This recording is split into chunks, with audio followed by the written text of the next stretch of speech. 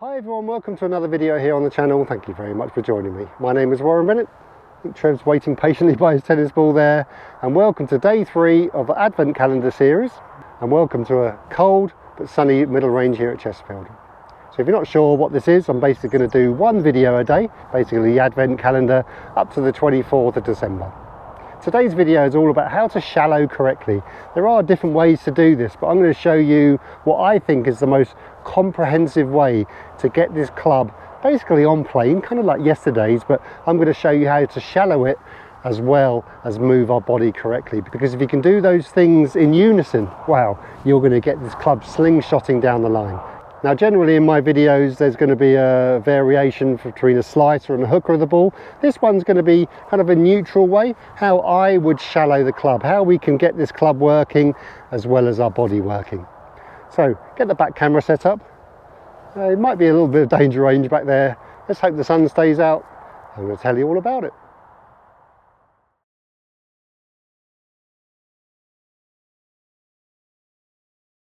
Okay everyone, thanks very much for joining me. A bit of a buzzword, isn't it, the shallow, but it's so important how we can get this working correctly and how we can swing this club in unison.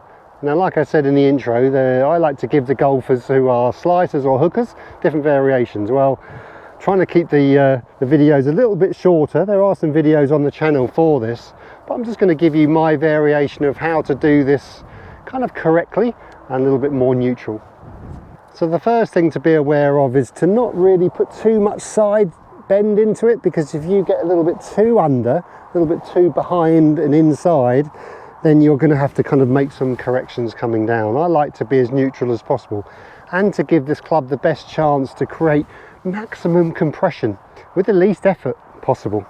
Okay, we'll do a few practice swings. This might be a little bit on the elite side, so bear with me, but I like to feel this kind of shallowing. So it's basically my hand, club going out slightly, hands going out slightly, because remember, I don't want to shallow and be too deep and inside. At the same time as doing this, I like to feel like I'm moving my body, because there's quite a few plates to spin with this one, just really getting this club in a position so it can do the work for you. That's what I felt anyway when I changed my swing 12 years ago. Just putting a little bit of pressure on the shaft, the club head going back and my hands going out towards the ball line. That's all I want to do. Now from here I don't want to stay static really, because I'm going to start introducing a bit of heel to the ball. I want to really try and introduce some pivot. So at the same time as doing this, I want to start pivoting through. So let's break that down into small little swings. So back swing, a little bit of pressure movement whilst you're rotating. It's great for pitching, by the way, and that's for everyone for pitching. So hopefully from a neutral backswing, you're feeling like your hands are going out, club going down, so you can feel this little movement here, so you can practice that if you like, as well as turning through. Whew. Keep your head nice and still. You can go with it with your head a little bit. There we go. So it's that little, even that little shot, I've got an 8-iron here, a little bit of compression on the ball there. Nice and light. I'm not putting any extra kind of hit into this, really sustaining that pressure by turning through. You can see my finish there, albeit only a half swing. You can see I'm kind of keeping the butt of the club into my belly, into my center. So my hand, if I opened it, my right hand or the glove, now it's really kind of opening up and looking a bit up in the air there. So I'm not kind of going this way, I'm not pulling down or anything like that. I'm just really putting this small little kind of pressure move onto it, this little shallow move. That's all it is. I'm not looking to over exaggerate this, not putting it too far down, too much under. Remember, this is to create a nice little bit of pressure in transition, and then you're sustaining it with pivot. A little bit longer there on the way through. Beautiful. So one of the barometers of this is divot. Now, I've taken a couple of little extra steep ones here, so I might need to shallow it even more. It should have a nice, what I call, well, remember Ricky Willison at Ealing.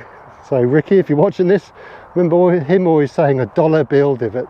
That's what you want to take. It's like a scrape. So if I pivoted with no shallowing, I'm going to be leading edge there. So it's a great barometer. Very light in the hands, very light in the hands, and then hold it. Oh, that was lovely. So in that transition and on the way down, halfway down, remember movement brings feeling. I think Tom Kite said that. is I can feel with this motion here, with what I'm doing, exaggerated, I can really feel my right elbow into my side there. And that's great, because if I didn't have pivot, if I stayed quite square, my hand and arm, or the club, is going to go out to the right too much. Having the pivot allows my club and arms continue that arc, a little bit anyway. So it allows me to sustain the pressure as well as now the arc, basically to square the club up, like I did with that video a couple of weeks ago. Nice and light. And transition is my main feeling there. I'm allowing my club to drop behind me, only for a little bit, but I can feel it dropping. Remember, if you're not sure, you can do a couple of rehearsals, get someone to stand there or put something out on the ball line, so you can put another ball on the ball line, roughly. So my butt of the club is going out towards there whilst the club comes down. Remember, it's only for a couple of clicks. You can exaggerate it a little bit, turn through whilst you're doing it. Beautiful. It's kind of an anti-hook, but it's great for compression. And like I said, it's great for pitching, because you don't want to be under, you don't want to be back for pitching. Allow that club to drop behind you, because it's not going quick enough really for a 30, 40, 50 yard pitch. You just want the club to kind of be naturally hitting the ball first and then turf. To do that, you need your hands in the correct position, you need the club shallowing a little bit, but not too much with the side bend, and then you need to turn through. Remember, the side bend is good in some scenarios, probably more for a driver, because it's teed up in the air. Yes, I encourage exercises kind of like yesterday, kind of dropping down, because it's too difficult for the golfer who has their arm plane 2 out and club plane 2 out, so all of a sudden tell them to go out with the hands and back with the club. That's too difficult. So bringing your hands and club down, I think, is the easiest way. Remember, this is a neutral way. This is how I would shallow it. Keep nice and centered over the ball, nice and light with the hands out, and then turn through. And then you can build up speeds, you can build up length of shot from there. I'll layer a few full swings here, so a bit more of a coil here. So it's the same feeling, hands out, turn through. Remember, it's a dual feeling here. They're happening at the same time. I'm not doing this and then turning through for maximum torque, maximum pressure on the shaft. Pressure meaning the bend of this club head and the club shaft, I mean. I'm doing it at the same time. So my hands and club are going this way whilst I'm turning through. Really feeling open on the way through. There's no manipulation. I'm just letting go and feeling nice and open on the way through. So a full swing is just a pitching swing, just a little bit more coil, obviously a little bit more longer arm swing. Okay, same thing. Shallow out, pivot through. Oh, that was a late skanky one, nice and low. I like those ones instead of me being my old way, a bit behind and flicky. I like being on top of it and squeezing it. Kind of like that shot was. And you could probably see in the transition there in the slow-mos, it's not that big, is it? It's not that big a deal here. You won't really notice. If I said to you, what am I working on? You probably can't see it. Open on the way through. Turn through, let go. Oh, that was my best one so far. Got to be able to let go. But to let go, you've got to be able to put this club in the correct position. This little shallowing move, which I would say is the right way to do it, not exaggerated. Remember, there's many ways, but I would say for me and for golfers who are a little bit inside and stuck, I would say to get this club in the position so you can pivot at the same time. That's what it's all about. There are exceptions, obviously. You might have to feel exaggeration of the old gravity drop. Remember, if that's working for you, you need a bit of down with both hands and club.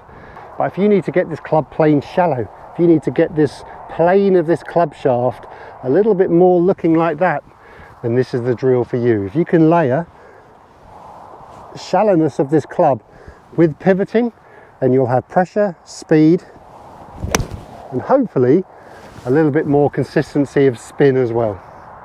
So remember, the golf swing isn't a one shoe that fits all.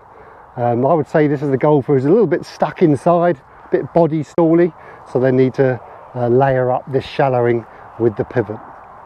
So it's always good to get an overview of the golf swing. This may not be for you. You might have a drill or an exercise that works for you, so stick with that. You don't need to kind of change for changing's sake, or you might help out one of your friends in the future, you don't know.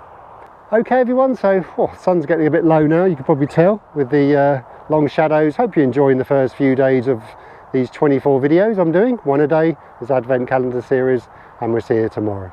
So for myself, I'm probably a very excited Trev now, it's tennis ball time, we'll see you tomorrow. Thanks very much for your support, and we'll see you then. Cheerio!